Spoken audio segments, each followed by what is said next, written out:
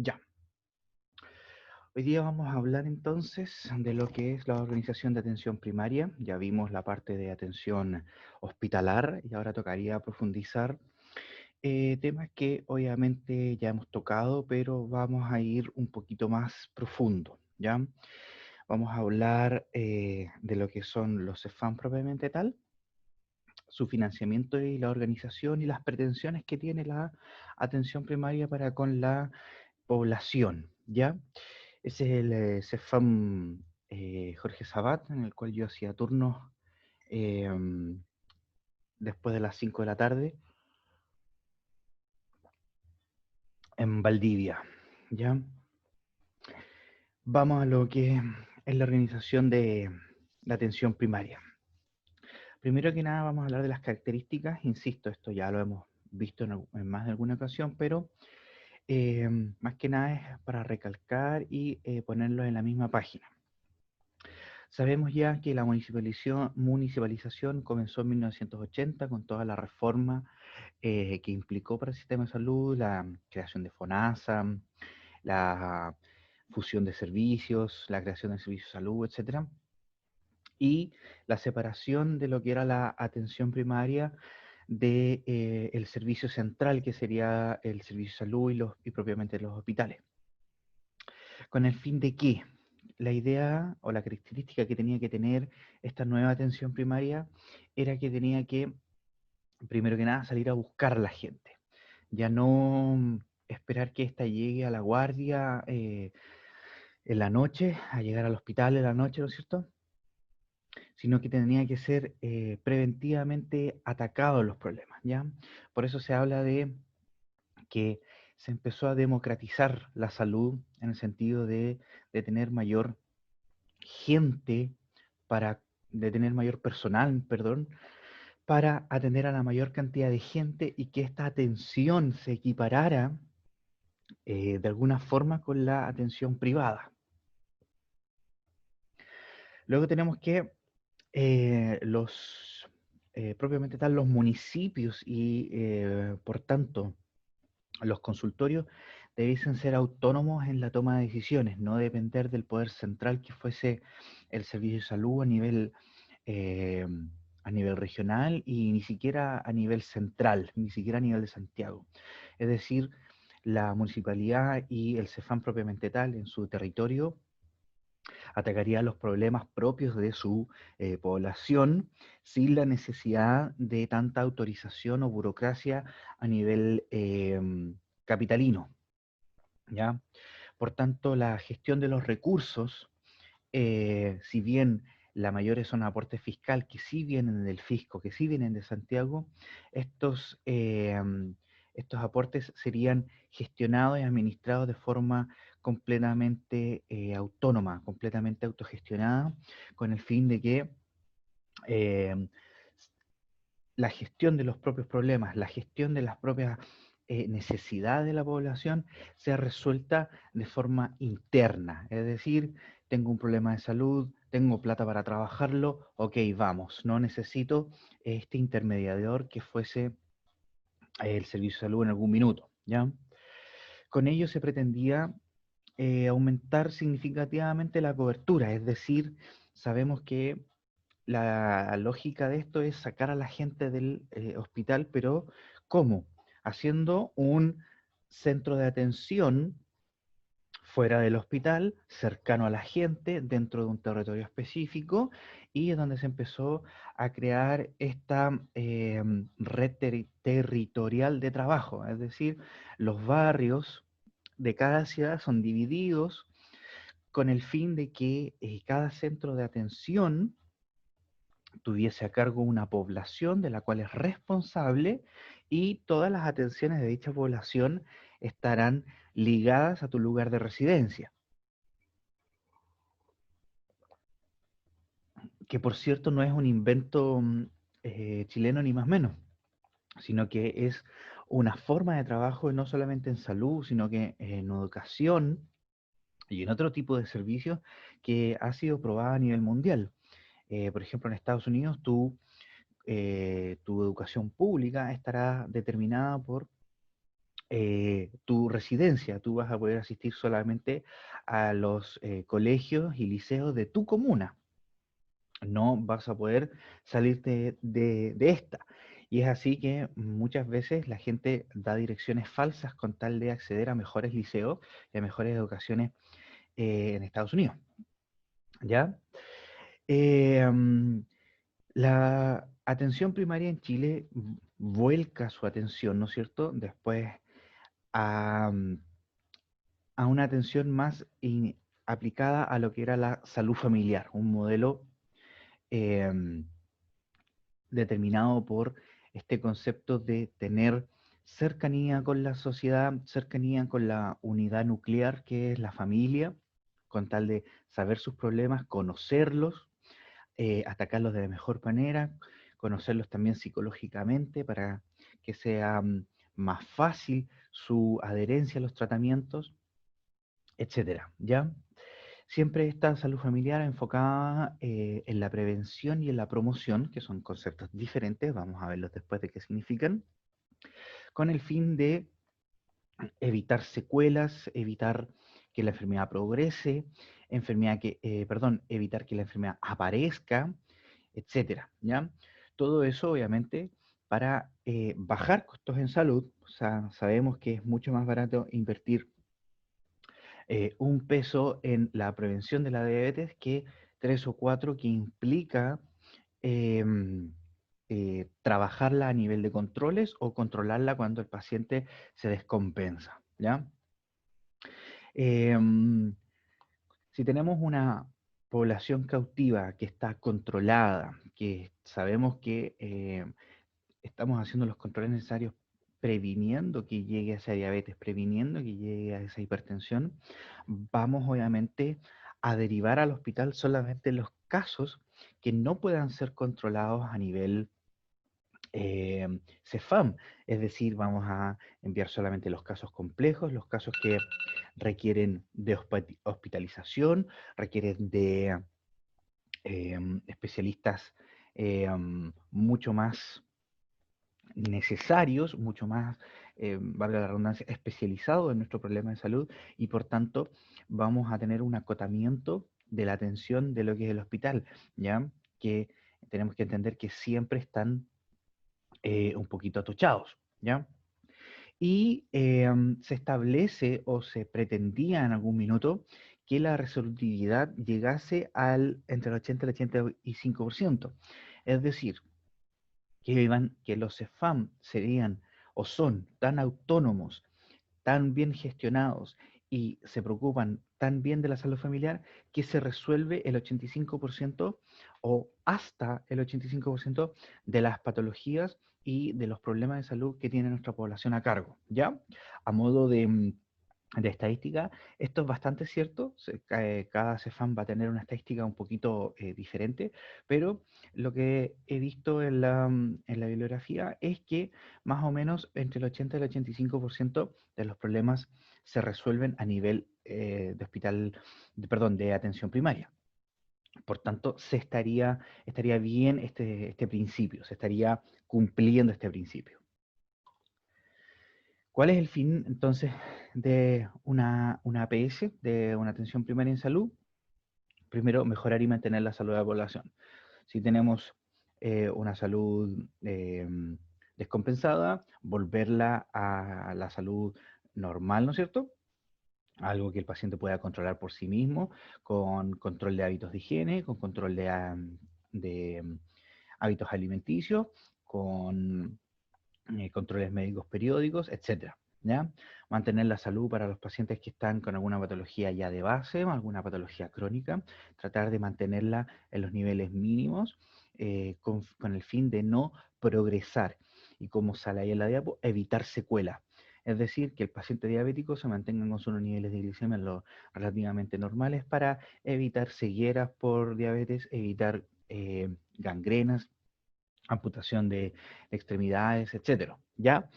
Las enfermedades que propiamente tal progresan sí o sí, como las enfermedades crónicas, algunas enfermedades autoinmunes, controlar su progreso, es decir, que no progresen rápidamente, sino que lo más lento posible para tener un mejor confort del paciente, para que la morbilidad de este paciente sea y la calidad de vida de los pacientes sea lo mejor posible, ¿ya?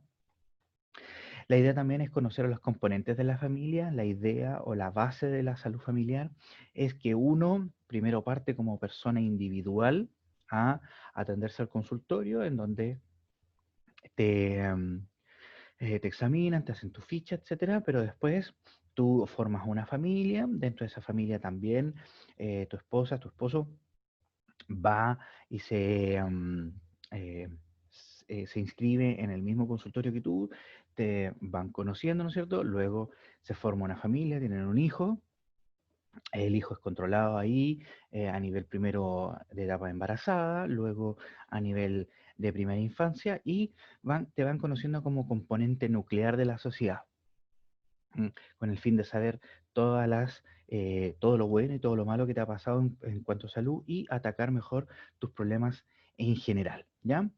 Finalmente, todo esto decanta, y es la idea básica en general, es que la red de atención primaria, su fin último, va a ser, obviamente, o sea, en realidad no es su fin más importante, pero es lo que mejor logra, que es descongestionar la red secundaria y terciaria en salud. Es decir, que los hospitales y los centros de alta especialización no estén llenos de gente, porque muchos problemas se pueden realizar, se pueden atacar a nivel de salud generalista, ¿ya? Sin la necesidad de un especialista.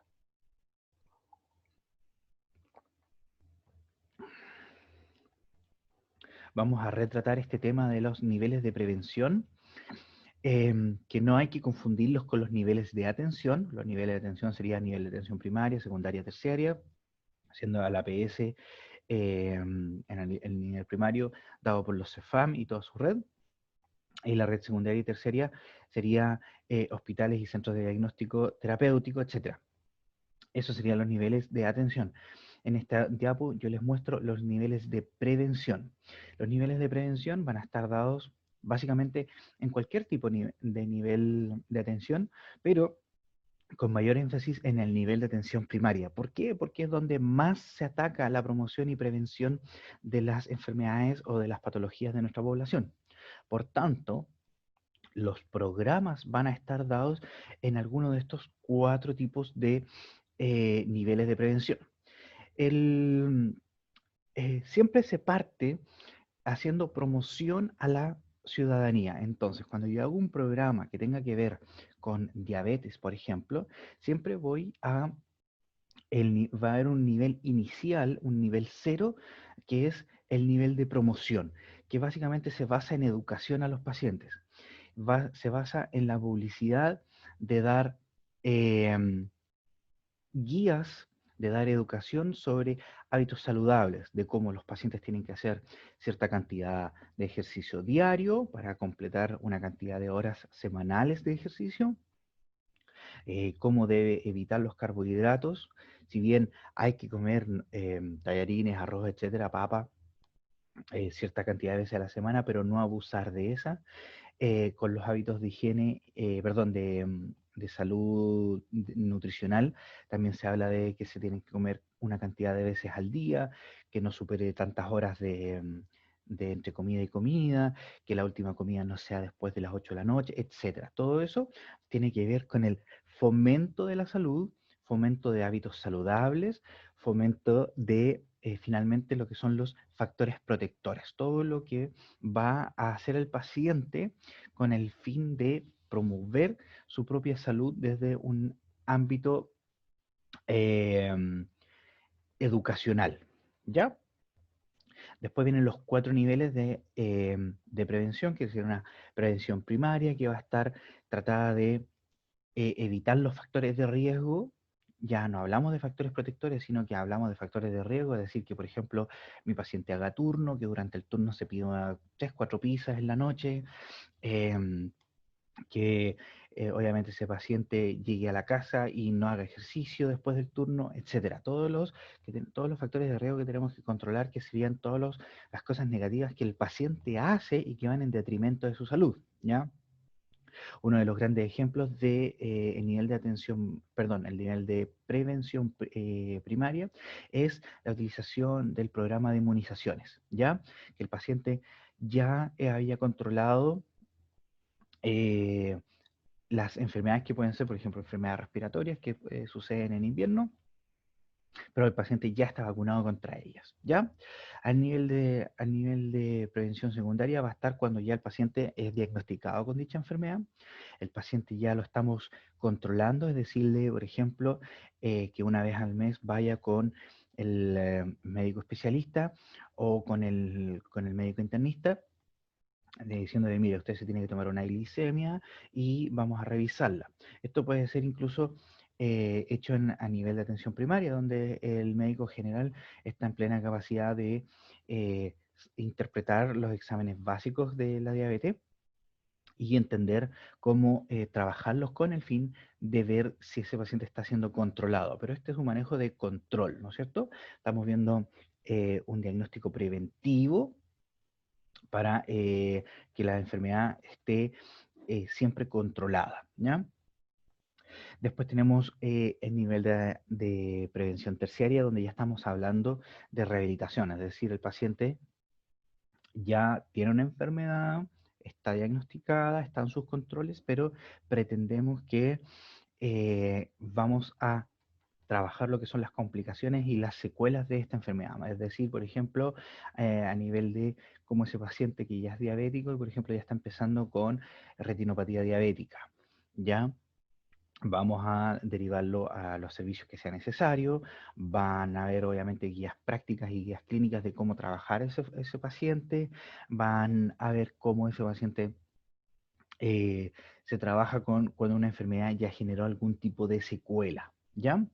Finalmente, el nivel cuaternario, ya el último nivel, es cuando más que nada ya no hay vuelta atrás y es un soporte de tipo paliativo, es decir, eh, pacientes que tienen enfermedades terminales o de enfermedades degenerativas, en donde más que nada se maneja el confort del paciente, hay un acompañamiento psicológico, hay un acompañamiento de otro tipo de profesionales, donde ya la enfermedad está desencadenada, básicamente no hay vuelta atrás, y se espera el fallecimiento de dicho paciente, pero con un fallecimiento digno, ¿ya?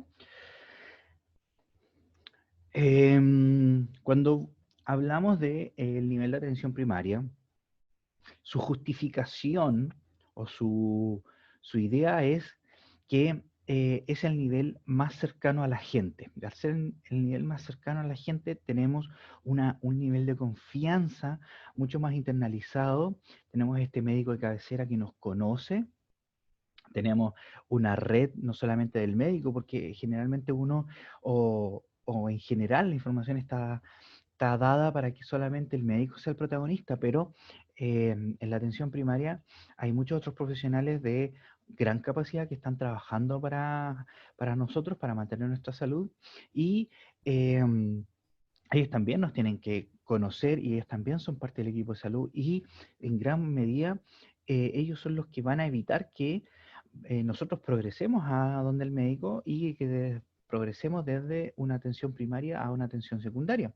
Es, por ejemplo, la gran labor que realizan los matrones y matronas, las enfermeras que hacen los controles del niño sano, eh, los dentistas que hacen labores preventivas o labores curativas, el, el nutricionista que trabaja con los pacientes de diabetes, con los pacientes de hipertensión, eh, el psicólogo, el kinesiólogo, etcétera.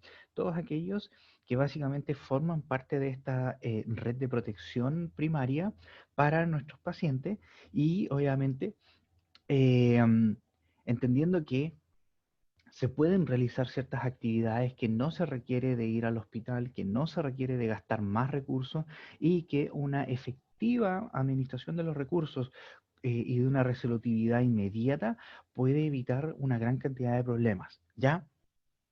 Por lo tanto, van a haber actividades que se pueden hacer, actividades curativas que sí se pueden realizar en los CEFAM, que van a obviamente evitar las secuelas mayores, evitar que nos vayamos al hospital y evitar que el gasto en salud sea mucho mayor. ¿ya?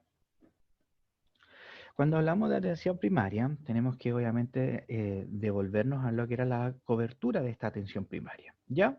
Y en Chile se van a distinguir, o vamos a hablar, básicamente el 90-95% de nuestras conversaciones van a tener que ver con los centros de salud familiar, que es la pirámide, la parte más importante de, de la atención primaria, ¿ya? Porque es su punta de lanza, su punta de pirámide, ¿ya? Pero no es, obviamente, la única o la única forma en que estamos atendiendo a nuestros pacientes, ¿ya? Dentro de los centros de salud o dentro de la atención primaria, el centro de salud cobra una vital importancia porque la reforma indicó que ellos sean los protagonistas de nuestra atención, pero no son los únicos, ¿ya?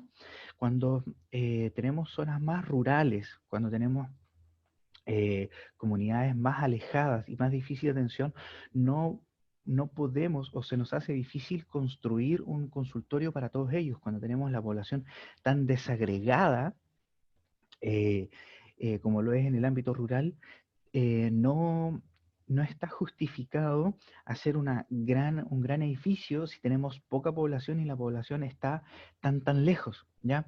Sería lo ideal, pero tenemos que hacer eficiencia de los recursos de salud. Y es por tanto que a nivel rural tenemos dos coberturas, que son las postas rurales y las estaciones médicos rurales, después las vamos a definir, que nos van a ayudar a la prevención, ¿no es cierto? Y el buen diagnóstico de nuestros pacientes a nivel rural, cuando no tenemos un acceso tan cercano a lo que es un consultorio, ¿ya? Vamos a tener una red de urgencia, ¿no es cierto? Que estaría también, insisto, donde sería su mayor exponente los SAPUS, pero tenemos también otras redes de urgencia como son los SUR y los SAR, ¿ya? Que también lo vamos a definir después, no se preocupen, que también van a ayudar a proteger en la atención que tiene que ser inmediata, que previene el fallecimiento o previene una secuela de eh, de gran tamaño. Y también, obviamente, situaciones que en general son no de urgencia, pero llega un minuto que puede ser necesitada una atención de urgencia, por ejemplo, la complicación de un parto, ¿ya? En nuestro cuadradito, todo lo que sería la atención primaria basada en las municipalidades y todo lo que está fuera del cuadrito sería toda la atención primaria que todavía pertenece al servicio de salud, ¿ya? Dentro de ella vamos a tener a los consultorios generales, ¿ya? Esos pueden ser urbanos o rurales, como sale aquí en la diapositiva. Y estos son resabios de todavía la antigua forma de trabajo en salud, de consultorios que no pasaron a CEFAM, que no tienen un rol familiar, y que, ¿por qué no se eliminaron? Porque básicamente estaban haciendo las cosas bien, porque estaban atendiendo bien a su población, tenían a su población a cargo controlada, los índices de enfermedad estaban ok, por lo tanto, estos no fueron desarmados ni desarticulados, sino que se les dejó funcionar porque básicamente su gestión estaba siendo adecuada. Ahora, son los menos, ¿ya? Existe uno que otro por aquí o por allá, porque, insisto, el 90% o el 95% cambió a CEFAM, o SECOF, según corresponda, y no cambió, no se certificó o no necesitó en su momento certificarse para realizar una buena salud, sino que como estaba funcionando, se indicó que estaba funcionando bien, por lo tanto, ¿para qué desarmar algo que ya está funcionando? ¿Ya? Eh, También van a haber centros de salud simplemente, no con un ámbito de salud familiar, que son los CES, que son más que nada son pequeños centros de atención que también estaban funcionando bien, que no fueron desarmados, pero que tienen un enfoque más que nada, un enfoque curativo, ya no se enfocan en la parte de salud familiar. Ahora, cada uno de ellos pudiese certificarse y cambiar a CEFAM o SECOF según corresponda, pero va a implicar una amplio tiempo de trabajo, de cambio de su forma de atención para llevar un enfoque a salud familiar, ¿ya? También son los menos, casi no queda ninguno, se podría nombrar uno por región más o menos, frente a la cantidad de CES, FAM y SECOF que existen, ¿ya? Por tanto, quiero que les quede como en la mente que la atención primaria se basa en los CEFAM-SECOF, que es de lo que siempre hemos conversado, y que aún existen algunos tipos, insisto, algunos resabios muy singulares en cada región donde todavía existe algún tipo de consultorio general o algún tipo de centro de salud, ¿ya? Y finalmente, para definir lo que son las estaciones médico-rurales y las postas, son estaciones médico-rurales básicamente una pieza, un colegio, una casa que algún vecino donó para que el médico y el equipo de salud de ronda vaya a atender ese lugar, ¿ya? Cuando a mí me tocó hacer la ronda, íbamos en lancha, ¿no es cierto?, con el equipo de salud y nos prestaban una sala de un internado que era la sala de enfermería, ¿ya? Ahí habían dos salas de atención, en donde había una sala para dentista con un sillón y una sala con una camilla donde si tocaba médico, atendía al médico, o si tenía que hacer la atención el kinesiólogo o la matrona, atendían ellos, ¿ya? Porque obviamente no íbamos todos, sino que hacíamos una rotación, ¿ya? Entonces, ¿qué es lo que hacíamos ahí? Se hacían cosas de prevención, cosas de promoción de salud, y controles, básicamente, ¿ya? Pero es una estación donde no existe un personal de salud que está permanentemente ahí, sino que es una sala habilitada para la atención, más que nada para mantener la salubridad del lugar, para tener un espacio físico permanente, es decir, algo habilitado para que el equipo de salud pueda trabajar y no tengamos que andar consiguiendo semana a semana un espacio físico de atención, ¿ya? Y las postas rurales, lo que se diferencian con lo anterior, es que en una posta rural va a haber un paramédico, el cual va a estar de forma permanente. Generalmente se le habilita una casa al paramédico donde él vive y todo, y además tiene una sala de atención adosada en donde él va a poder, por ejemplo, si alguien llega donde el paramédico, sea de urgencia o sea de control, él estar disponible ahí y comunicarse vía radio hacia el centro de salud para avisar que, por ejemplo, va una camioneta con una paciente embarazada que está teniendo contracciones, etcétera, y que él la envió porque ya las contracciones indican que va a haber un trabajo de parto inminente, ¿ya?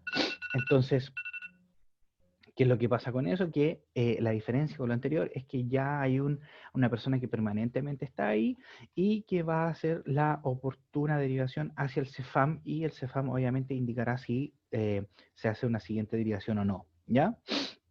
En cuanto a la atención de urgencia, vamos a tener los SUR, los SAPO y los SAR, ¿ya? El sur va a ser la parte rural de la urgencia, ¿no es cierto? Siempre son urgencias de baja complejidad, van a estar adosados al CEFAM y van a ser o van a atender fuera del horario normal. Generalmente los consultorios cierran sus puertas entre 4 y 5 de la tarde, dependiendo del lugar, y los sur van a atender todo el horario restante, es decir, desde las 5 de la tarde, incluso en horario nocturno, ¿ya? Lo mismo que los SAPU, estos son ya un poquito más grandes, no son a nivel rural, sino que son a nivel ya urbano, ¿ya? También atienden posterior al horario normal, posterior a las 5 de la tarde, ¿ya? Y siempre van a ser urgencias de baja complejidad, ¿ya? Generalmente cuando sucede una urgencia de alta complejidad es que el SAPU indica la necesidad de una ambulancia, se lleva a las salas de atención del SAPU, se controla lo más urgente para que el paciente sea rápidamente derivado de forma estable a el hospital, ¿ya? Se controlan hemorragias, por ejemplo, se controlan sangramientos, se dan algún tipo de medicamentos, con tal de que el paciente pueda ser trasladado y resista el viaje desde la atención del SAPU al hospital al nivel de urgencia, ¿ya? Finalmente están los centros de alta resolutividad, que serían los SAR, ¿no es cierto? Es un componente muy importante de la atención de urgencia, debido a que estos ya tienen un poquito más de resolutividad, ya siguen siendo urgencias de baja y mediana complejidad. Incluso la mediana estaría hasta por ahí nomás, ya que eh, sería un servicio más que nada de resolutividad un poquito mejor, ya que tiene una capacidad diagnóstica, ¿ya? Es decir, tiene algunos tipos de exámenes que se pueden realizar. Dicha maquinaria va a estar disponible en cada SAR, dependiendo obviamente del financiamiento que tenga por parte de la municipalidad, ¿ya? Y entrando a lo que es el financiamiento, aquí les quiero mostrar algo, más que nada solamente informativo. Esto no es preguntable en ningún tipo de prueba, pero es para que tengan más o menos cuántos millones se están traduciendo a lo que es el presupuesto en salud, ¿ya? La plata básicamente sale de Hacienda, sale del presupuesto nacional del presupuesto anual de salud, pasa al MinSal, y el MinSal lo va a distribuir en estos servicios, lo va a distribuir para FONASA, para el Instituto de Salud Pública, y con mayor importancia obviamente a los servicios de salud. El servicio de salud después lo distribuye a sus servicios a cargo, como serían los hospitales, etcétera, ¿ya? Y finalmente se financiaría de la siguiente manera. El Estado haría obviamente este aporte fiscal a FONASA, y FONASA obviamente a necesidad haría el traspaso hacia los hospitales del Servicio Nacional de Salud y hacia los consultorios, hacia los CEFAM en realidad, ¿ya? Donde alrededor del 80% del costo de esa prestación de salud la asumiría el Estado, y el beneficiario solamente pagaría hasta el 20% de su salud, ya que los niveles anteriores, es decir, el FONASA A y el FONASA B, pagarían mucho menos que esto, ¿ya? Y a nivel privado, ¿no es cierto? Básicamente el fisco no se mete ahí, solamente es la propia persona que aporta a su ISAPRE, y el aporte va a estar dado según el plan de salud que contrató de forma autónoma y privada dicho paciente, ya que se considera paciente privado, ¿ya? Lo que nosotros nos tenemos que concentrar es el dinero, cómo se distribuye, mejor dicho, el dinero a nivel público, ¿ya? Y aquí lo importante que los servicios de atención, los CEFAM propiamente tal, van a tener un mecanismo de pago que es, o un mecanismo de financiamiento que es el financiamiento per cápita, ¿ya? Que se lo voy a explicar después, y el financiamiento de los programas y los pagos prospectivos por prestación. Esa es la forma en que llega el dinero a la APS, ¿ya? Aparte del dinero de FONASA y aparte del dinero que propiamente tal tienen que pagar los usuarios. Por ejemplo, cuando uno tiene una urgencia dental, independiente que tú seas A, B o C, van a haber ciertos gastos en salud. Es decir, el paciente va y dice, ya, me duele una muela, va a ser revisado por el dentista a cargo, ¿no es cierto? Y va a indicar, por ejemplo, un tratamiento que va a ser una tapadura. A nivel de costo, una restauración, una tapadura, va a valer para el servicio alrededor de 20-25 mil pesos. ¿Ya? A nivel público se establece más o menos un valor aproximado, si mal no recuerdo, de 16-17 mil pesos. ¿Ya? Pero de esas 17 lucas, el paciente máximo va a pagar 1.500 pesos, 2.000 pesos, dependiendo obviamente de si es A, B o C, porque si paga, si está en los niveles A o B, derechamente no paga. ¿Ya? Pero el aporte de FONASA sería en la prestación propiamente tal y el otro dinero vendría por parte del paciente, ¿ya? Pero para el funcionamiento general del consultorio se necesita de un financiamiento que esté siempre aportándose, que esté de base, y de repente se llaman aportes basales, pero es básicamente un aporte que viene a través del municipio, a través del Departamento de Salud, que, como sale acá abajo, recorre toda esta salida. El presupuesto de salud a nivel gobierno, llega la plata al servicio de salud, se van a la municipalidad, de la municipalidad se va al departamento de salud y finalmente llega al consultorio, ¿ya? Y ese sería el recorrido de todo el dinero a partir de el presupuesto nacional, ¿ya? A nivel de APS, insisto que todavía dependen del servicio de salud, que serían los menos, serían muy, muy, muy pocos, ¿ya? Que está representado por los consultores generales, los consultorios urbanos y la parte de salud rural, de estaciones y de postas. Tienen otra forma de financiamiento, que son los pagos prospectivos por prestación y el presupuesto histórico. Es decir, ellos tienen un presupuesto que generacionalmente, año a año, está dado por la historia de lo que necesitan en dinero y, por ejemplo, dicen el año 2005 yo necesité 1.000 pesos y ahora voy a necesitar 1.500. Entonces, se justifica el aumento de presupuesto en base a el IPC, en base a las atenciones dadas y en base a una proyección que se hace a futuro, ¿ya? De todo el presupuesto, de toda la partida de atención primaria, se divide en un 87% aproximadamente para salud municipal y apenas un 13% para atención primaria a nivel de atención primaria dependiente del servicio de salud, ¿ya? Para que vean la gran diferencia que hay. Y aquí, en la APS del servicio de salud, no se pega toda esta vuelta, sino que sale desde el presupuesto de salud al servicio de salud y derechamente al consultorio general o a la posta o a la estación médica, ¿ya? No pasa por la municipalidad, no hay un departamento de salud propiamente tal municipal que esté trabajando y obviamente no pasa por un CEFAM, ¿ya? El per cápita es una forma de trabajo que se estableció más o menos en 1994, cuando donde había otro sistema de pago que no funcionó, que se llamaba eh, FAPEM, si mal no recuerdo.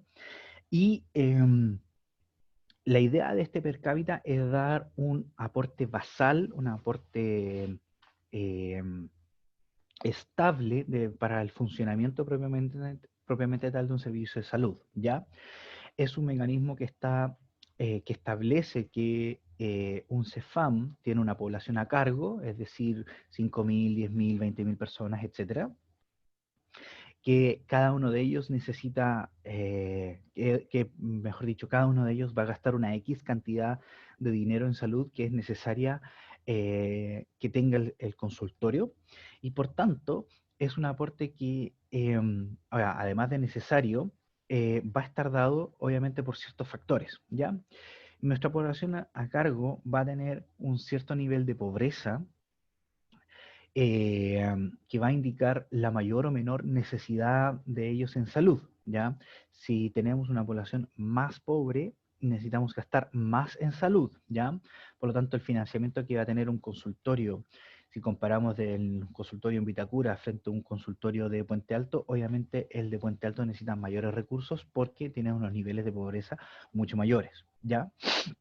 También existe un cálculo asociado a la edad, que es qué tan riesgoso o en qué tan en riesgo está mi población. Sabemos que los extremos etarios, es decir, la primera infancia y la adultez tercera edad, son los que más necesitan atención en salud, por lo tanto, entre más riesgo asociado a la edad, más financiamiento se le va a dar a ese consultorio.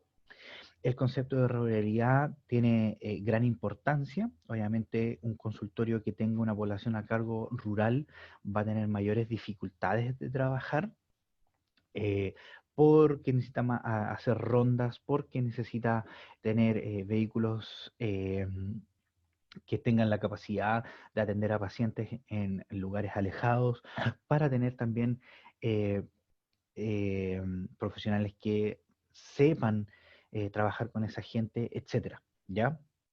Entonces va también a haber un cálculo para aumentar el nivel de financiamiento para ese tipo de consultorio, ¿ya?